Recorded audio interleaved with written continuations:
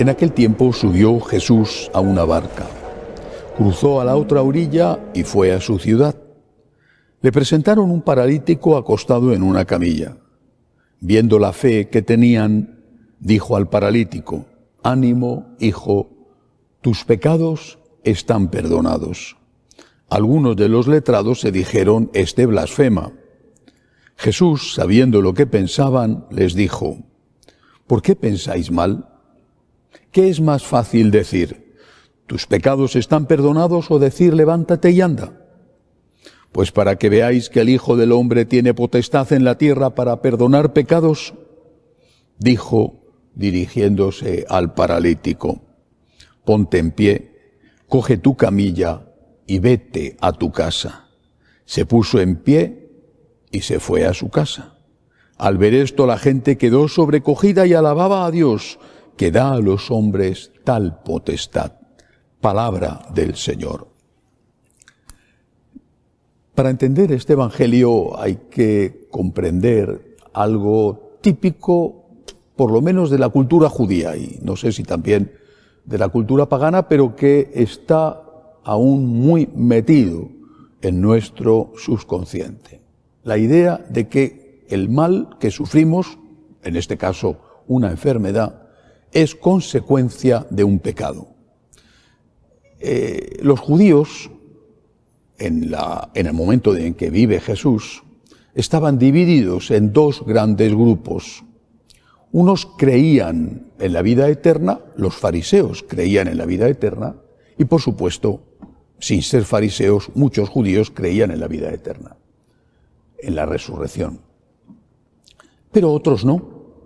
Otros pensaban que el hombre moría y terminaba su trayectoria. Por lo tanto, pensaban que el premio o el castigo por las malas o buenas acciones, eso tenía que darse en la tierra. Si no había nada más y Dios era justo, pues tenía que premiar a los buenos aquí y castigar a los malos aquí. Eso pensaban no solamente los que no creían en la vida eterna, sino que de alguna manera, quizá no tanto como ellos, lo pensaban todos. Y por eso estaba muy difundida la idea de que el enfermo lo era a causa de sus pecados, o quizá a causa de los pecados de sus padres, aunque esos pecados pudieran ser pecados ocultos. Una persona enferma estaba enferma porque Dios le había castigado. Por él o por los suyos, Dios le ha castigado, y le ha castigado con una enfermedad.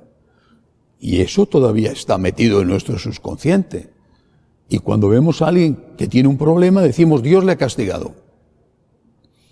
O cuando estamos teniendo nosotros el problema, a veces lo expresamos diciendo: ¿por qué me está castigando Dios si yo no lo merezco? Dios me está castigando y yo no he hecho nada malo, y en cambio a ese que sí que ha hecho algo malo, no le van mal las cosas.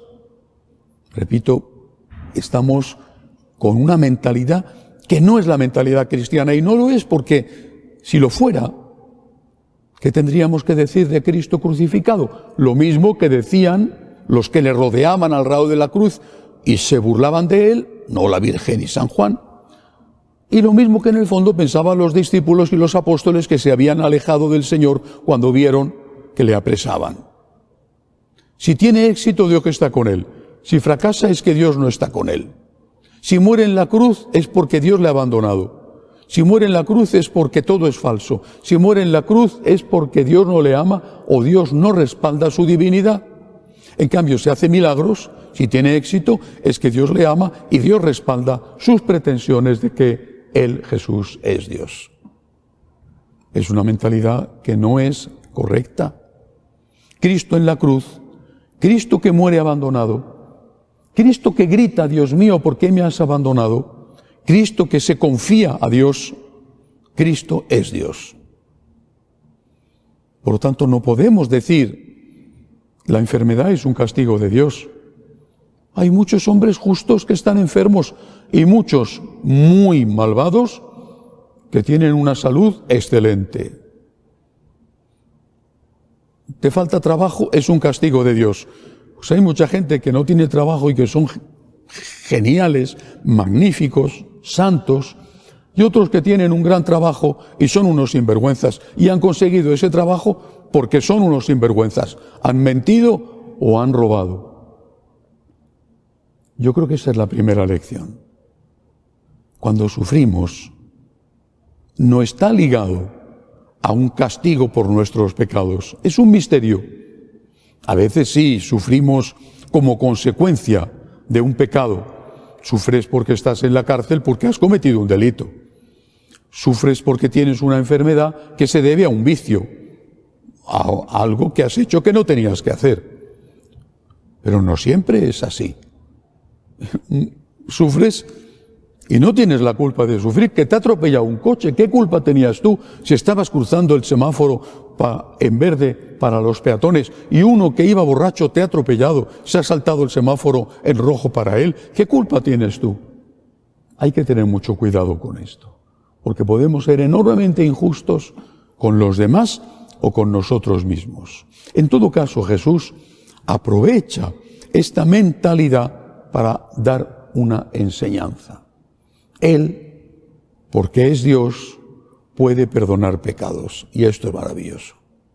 Jesús perdona nuestros pecados, es maravilloso. Y quizá no nos daremos cuenta nunca, hasta que no estemos en el cielo, de lo que significa que Cristo perdone nuestros pecados. Es maravilloso. No tenemos derecho al perdón.